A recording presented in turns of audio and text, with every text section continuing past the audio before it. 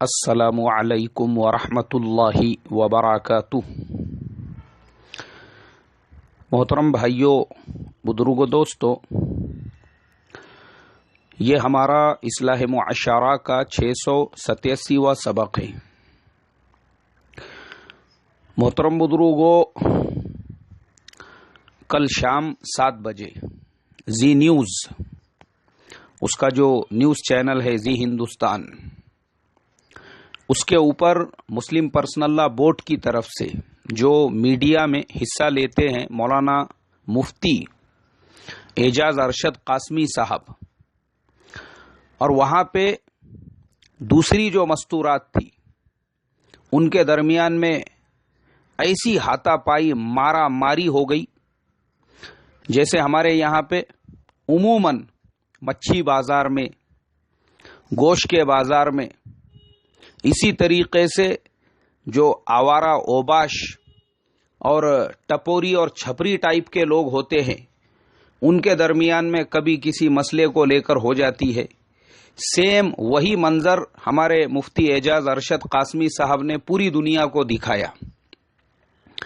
اللہ حفاظت فرمائے میرے محترم بزرگوں، انتہائی افسوس کی بات ہے، انتہائی افسوس کی بات ہے۔ سب سے پہلی چیز، ہمارے مفتی اعجاز ارشد قاسمی صاحب کی جیسی ہستی، ایک تو دونوں طرف سے عورتیں بیٹھی ہوئی ہے، آپ ان کے بیچ میں بیٹھے ہوئے ہیں، وہ اینکر جو ہے وہ بھی خود ایک عورت ہے۔ اب جناب کو بیچ میں لے کر سب سے پہلے آپ کے رائٹ سائڈ میں ایک انبر زیدی نام کی کوئی عورت تھی، سوشل ورکر، اس نے کچھ باتیں کی تو حضرت نے اپنا دماغ ٹھنڈا رکھ کر تھوڑا سا جو لاجیکل جواب ہے وہ دینا چاہیے، اس لیے کہ ارے بھائی یہ ایک انٹرنیشنل اسٹیج ہے، پوری دنیا آپ کو دیکھ رہی ہے، پوری دنیا کے لوگ، اس لیے کہ ہمارے جو ہندی نیوز چینلز ہے جہاں جہاں پر بھی انڈینز اور پاکستانی اور جن کو ہندی اردو آتی ہے پوری دنیا میں لوگ دیکھتے ہیں، سب آپ کو دیکھ رہے ہیں، اور آپ آپے سے باہر ہو کے اپنا آپا کھو کر آپ نے جو ہے وہ انبر زیدی کے اوپر شخصی حملے شروع کرنا کر دیے، اور شخصی حملوں میں وہ بیچاری کو ارے تیرا باپ ایسا، تیرا باپ ویسا، تو تو اس کی اولاد ہے، تو تو اس کی اولاد ہے۔ اب مجھے آپ بتائیے، وہاں پہ 3 طلاق کے مدعے پر بحث و مباحثہ ہو رہا ہے، ہمارے مفتی صاحب کو اتنا آپے سے باہر ہو کر، اتنا جوش میں، اتنا جذبات میں آ کے شخصی حملے کرنے کی کیا ضرورت تھی؟ اور یہ ہمارے زمانے میں عام ہو چکا ہے، جب انسان کے پاس میں کوئی لاجیکل جواب نہیں رہتا، وہ دلائل سے کسی کو سیٹسفائیڈ نہیں کر پاتا، اس ٹائم پہ وہ ایسی نیچ حرکتوں پہ آ جاتا ہے کہ دوسرے کے اوپر شخصی حملے شروع کر دیتا ہے۔ اب اس کے بعد جناب نے بھی وہی پیترا استعمال کیا، وہ بیچاری انبر زیدی جو تھی وہ ٹوٹ گئی، وہ دہاڑے مار مار کے رونے لگی، یہاں تک کہ اس نے اسی ٹیبل کے اوپر جہاں پہ یہ لوگ بیٹھے ہوئے تھے اسی کے اوپر سر رکھ کے جو ہے ہچکیوں کے ساتھ میں رونا شروع کر دیا۔ ڈیبیٹ چل رہا ہے۔ اب جب انہوں نے اس طریقے سے اس کے ساتھ میں سلوک کیا تو جناب کے لیفٹ سائیڈ میں سپریم کورٹ کی جو وکیل ہے فراح فیض، وہ بیٹھی ہوئی تھی، وہ عمر رسیدہ خاتون جناب کو سمجھانے لگی تو حضرت اور تیش میں، حضرت کا گھوڑا تو ماننے کو تیار نہیں، ارے سمجھا رہے ہیں جناب کو تو سننے کو تیار نہیں، پورے تیش، پورے جوش، پورے جذبے میں، اتنا جوش میں آ گئے کہ سب لوگ کرسیوں پہ بیٹھے ہوئے ہیں اور ہمارے حضرت جو ہے وہ کھڑے رہ گئے کرسی پہ سے پورے تیش میں، اب پورا میڈیا دیکھ رہا ہے، وہاں ڈیبیٹ کے اندر سارے لوگ ہیں، RSS کے لوگ ہیں، بی جے پی کے پروکتا ہے، سب لوگ ہیں وہاں پہ، سب لوگ تماشا دیکھ رہے ہیں، اور حضرت جب کھڑے ہو گئے تو حضرت کو بٹھانے کے لیے وہ RSS کے جو پروکتا تھے وہ فراح فیض کے اس سائیڈ میں بیٹھے ہوئے تھے، وہ وہاں سے اٹھ کے آئے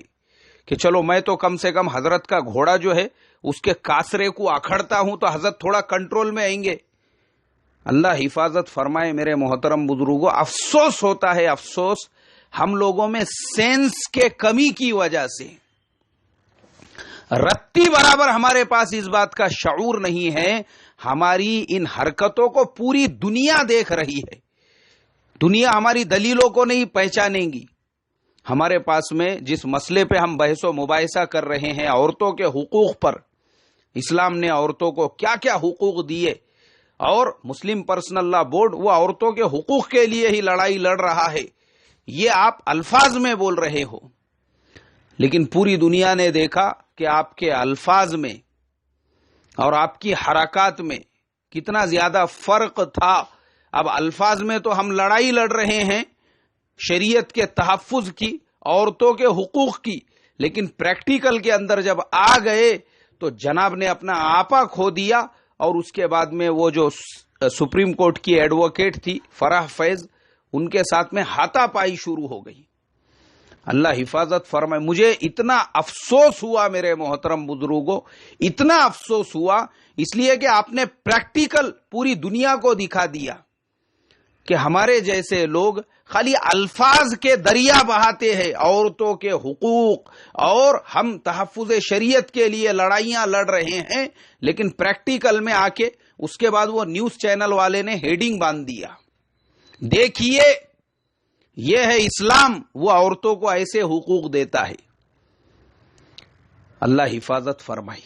پریکٹیکل میں آپ نے بتا کے کہ آج کا مسلمان وہ عورت کو کیسا سمجھتا ہے، وہ عورت کو کیسے دبا کے رکھتا ہے، اس کو کیسا لاتوں سے جوتوں کے نیچے اور گالیوں کے نیچے دبا کے رکھتا ہے، یہ حضرت نے پریکٹیکل پوری دنیا کے سامنے دکھا دیے. تھو تھو تھو ہر جگہ تھو تھو ہونے لگی. ارے بھائی آپ کے اندر اتنے صبر کا مادہ نہیں ہے. اللہ کے پیارے نبی صلی اللہ علیہ وسلم کے اخلاق والی حدیثیں، کردار والی حدیثیں آج میرے محترم بزرگوں یہ صرف ہمارے بیانوں میں رہ گئی، ہمارے بیانوں میں رہ گئی، ہمارے بیانوں میں رہ گئی، اس کے علاوہ کچھ نہیں ہے. خدا کی قسم آج کے زمانے کا مسلمان اگر بیانوں کی بجائے ان احادیث کو، ان اخلاق کو، ان کردار کو اپنی سیرت میں لے کر آتا تھا نا، تو یاد رکھو گائے کے نام پر ایک مسلمان کے اوپر بھی حملہ تو دور، لوگ مسلمانوں کے پیر دھو کے پیتے تھے. کسی مسلمان کو کمپنی میں جاب کو لے کر بحث و مباحثے نہیں چلتے تھے، اس کو نکالا نہیں جاتا تھا، بلکہ لوگ مسلمان کو اپنے کمپنی، اپنے کالونی، اپنے ایریے میں رکھنے پہ فخر کرتے تھے. لیکن وہ اخلاق زندگیوں سے نکل چکے ہیں، صرف بیانات باقی رہ گئے ہوئے ہیں. اور اوپر کا شوروم، شوروم کا کیا بولنے کا. آج کل تو پورا فوکس شوروم کے اوپر. اللہ حفاظت فرمائی. کرتا کیسا ہو، پیجامہ کیسا ہو، ٹوپی میں کیسی نفاست ہو. اسی لیے تو آج 1500 کی ٹوپیاں آ گئی، لیکن 5 پیسے کے اخلاق زندگیوں کے اندر نہیں آئے. اللہ حفاظت فرمائے میرے محترم بزرگوں. ایک عالم دین، ایک مفتی وقت کو اتنا جوش میں آنا، وہ بھی اتنا جذبات میں آنا. ارے آپ ایک مذہبی آدمی ہو، مذہبی لوگوں سے لوگ پیار کی، شفقت کی، ہمدردی کی، محبت کی امید رکھتے ہیں کہ بھئی باقی جو لوگ ہیں وہ تو جنگلی ہے، جاہل ہے، ان کو ہوا بھی نہیں لگی اخلاق کی، کردار کی.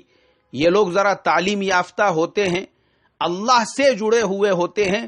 مولانا کا مطلب یہ ہوتا ہے کہ یہ مولا کا آدمی ہے، اللہ کا آدمی ہے، تو اس کے اندر وہ صفات ہوں گی، یہ سب کے ساتھ ہمدردی کا معاملہ کرے. لیکن میرے محترم بزرگوں جوش میں آ کر اللہ حفاظت فرمائے.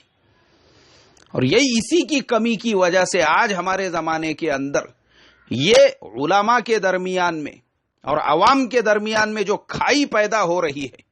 میں دیکھتا ہوں لوگ میسج چلاتے ہیں، اماموں کی تنخواہیں کم ہیں، اماموں کے ساتھ ایسا سلوک کیا جا رہا ہے اور ان کی قدر نہیں کی جا رہی ہے. میں یہ تمام باتیں جب پڑھتا ہوں نا، افسوس ہوتا ہے مجھے کہ ہمارا امام، ہمارا مولوی، ہمارا مفتی 12 مہینے خالی عوام کے نام پر ڈھنڈورا پیٹنے کے لیے تیار ہے، لیکن خود اپنے آپ کو اخلاق اور کردار کا پیکر بنا کر اسی عوام کو اپنے سے قریب کر کے ان کا ہمدرد بن کر ان کا مسیحا بننے کو تیار نہیں ہے. ایک جگہ پر ایک امام صاحب کے ساتھ میں بیٹھا ہوا تھا. ایک آدمی آیا, اس نے کہا امام صاحب میری والدہ کا انتقال ہو چکا ہے, ظہر کی نماز میں ذرا اعلان فرما دیجئے کہ نماز جنازہ فلانی مسجد میں اور تدفین فلانے قبرستان میں ہوں گی. انہوں نے کہا میں اس طرح کے اعلان نہیں کرتا ہوں, جاؤ جا کے بانگی صاحب کو بولو یا مسجد کے صدر صاحب سے کہو. وہ بیچارہ نا امید ہو کے وہاں سے چلا گیا.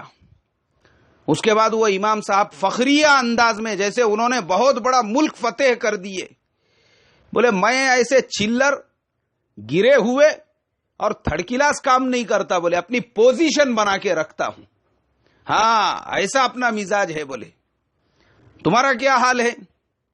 میں نے کہا بھائی میرا تو یہ حال ہے کہ میں اپنے مسجد کے اندر اگر کسی کے سر میں بھی درد ہو رہا ہے تو اعلان کرتا ہوں, بھائی دیکھو الحمدللہ ہمارے اپنے مسجد کے ساتھی حاجی عبداللہ صاحب, ان کے سر میں درد ہو رہا ہے, ساتھی دعا فرمائے اللہ تعالیٰ ان کو شفا عطا فرمائے. میں نے کہا میں تو اگر میرے پاس میں ایک معصوم بچے نے آ کر یہ کہا مولانا میرے ابا کی طبیعت بہت زیادہ ناساز ہے, ان کے لیے دعا کرو, تو میں مغرب میں اس کا بھی اعلان کرتا ہوں کہ بھائی دیکھو ہمارے مکتب میں پڑھنے والا جو بچہ ہے محمد سلیم, اس نے ابھی میرے سے کہا اس کے والد صاحب عبد الرحیم صاحب ان کی طبیعت ناساز ہے, تمام ساتھی ان کے لیے دعا فرمائے اللہ ان کو شفا عطا فرمائے. ارے میں نے کہا ہم کسی کی طبیعت ناساز ہے نا تو اس کا بھی اعلان کرتے, کیوں؟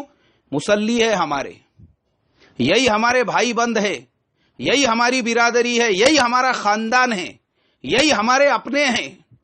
ارے اپنا سمجھو. میں نے کہا حضرت یہ کیا لگا کے رکھے تم نے, انتقال ہو رہا ہے ایک آدمی کی والدہ کا, وہ غم میں ڈوبا ہوا ہے اور تم اس کے اعلان کو اپنے لیے اپنی پوزیشن کے خلاف سمجھ رہے ہو. اللہ حفاظت فرمائے.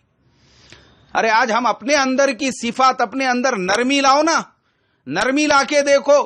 یہی قوم جس کے اوپر تنخواہوں کو لے کر ہم کو شکوے شکایت ہے, تمہارے قدموں میں اگر انہوں نے خزانے نہیں رکھے نا, میرے کو آ کے بولنا. پھر پچھلے سال مجھے بارش کی وجہ سے ایک 8-10 دن میں مسجد نہیں جا سکا. میرے ایک ساتھی آئے مجھ سے ملنے کے لیے, مولانا کیا بات ہے؟ بولے یار تم آ رہے نہیں نماز پڑھانے کو. میں بولا یار حاجی صاحب ایسا ہو رہا نا, کام چھوٹ رہا, اس ٹائم پہ مغرب کی اذان ہو رہی, وہیں پر جمرہ نہیں میرے کو آنے کے واسطے میں, انشاءاللہ ایک 8-10 دن اور تھوڑا ایڈجسٹ کرو. نہیں یہ کام وام کا چکر چھوڑو. بولے تم, میں سمجھ گیا تم کو بائک پہ جمرہ نہیں شاید آنے کے لیے. میں بولا ایسا نہیں ہے, بائک سے ہی میرا ٹائم ایڈجسٹ ہوتا ہے. نہیں اپن ایک کام کریں گے, تم میرے ساتھ میں چلو, میں تم کو ایک کار دلا کے دیتا ہوں, کار لو اور کار میں آؤ جاؤ, یہ بارش کا لپڑا دے دو چھوڑ کے. اور میں نے کہا حاجی صاحب کار لینے کا تو اللہ نے مجھے بھی اتنی استطاعت دی ہے, میں خود بھی لے سکتا ہوں. نہیں یہ سب باتیں چھوڑو. بولے تم چلو میرے ساتھ میں. ارے میں نے بولا نہیں حاجی صاحب مجھے نہیں لینا ہے. اچھا پھر ایک کام کریں گے, وہ تمہاری گاڑی بہت پرانی ہو گئی, اپن ایک نئی گاڑی لے لیں گے. بولے ہونڈا کی اچھی جو آتی نا. ارے میں نے کہا حاجی صاحب مجھے وہ گاڑی بھی نہیں چاہیے, مجھے ہیوی گاڑی چلانا نہیں جمتی. یہ گاڑی پہ ایک دم میرا ہاتھ بیٹھا ہوا ہے اور میرا پورا ٹائم اسی کے اوپر مینج ہو جاتا ہے. نہیں بولے یار تم کو کچھ تو بھی لینا پڑے گا. میں نے کہا مجھے نہیں چاہیے حاجی صاحب, اللہ آپ کو جزائے خیر عطا فرمائیے, آپ کی محبت ہے. ارے میں بھی امام ہوں, میں آپ کو بتا رہا ہوں, لیکن میرے محترم بزرگوں ارے جھکاؤ اپنے آپ کو. آج ہمارے علماء, ہمارے دینداروں میں سے یہ نرمی والی صفات ختم ہو گئی. پچھلے سال کسی کام سے میرا بامبے کا سفر ہوا.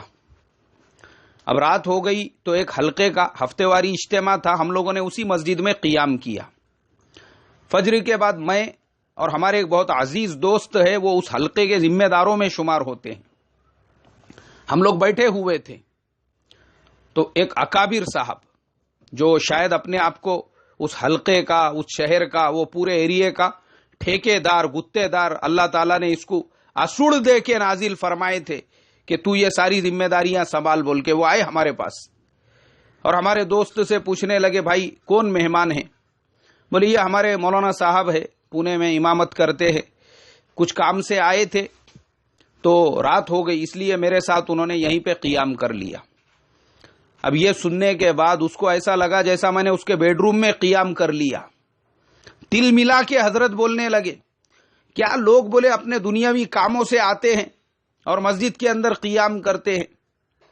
میں نے کہا جناب، میں اگر چاہتا نا تو تاج اور ٹرائیڈنٹ کے اندر بھی رک سکتا تھا، میری اتنی کیپیسٹی ہے اللہ کے فضل و کرم سے، لیکن چونکہ ہوٹلوں کا ماحول وہ دنیا کا ماحول ہوتا ہے، گندگی کا ماحول ہوتا ہے۔ مسجد امن و امان کی جگہ، جو سکون مسجد کی چٹائی میں ہے وہ کہاں پر ہے؟